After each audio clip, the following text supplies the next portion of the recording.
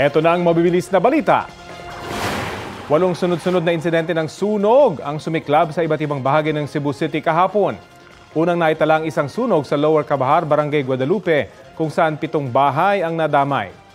Sumiklab din ang isa pang sunog sa Lower Torre, Barangay Inayawan, kung saan 4 na bahay naman ang naapektuhan.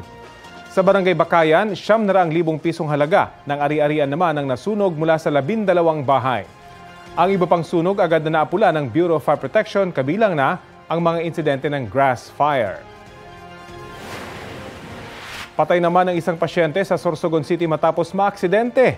Ang ambulansyang maghahatid sana sa kanya sa ospital. Batay sa investigasyon, tumagilid ang ambulansya, posibleng dahil sa madulas na kalsada na dulot ng pag-uulan. Sugatan ng nurse at 4 pang sakay ng ambulansya. Kapuso, alamin ang maiinit na balita. Bisitahin at mag-subscribe sa GMA Integrated News sa YouTube. Sa mga kapuso abroad, samahan niyo kami sa GMA Pinoy TV at sa www.gmanews.tv.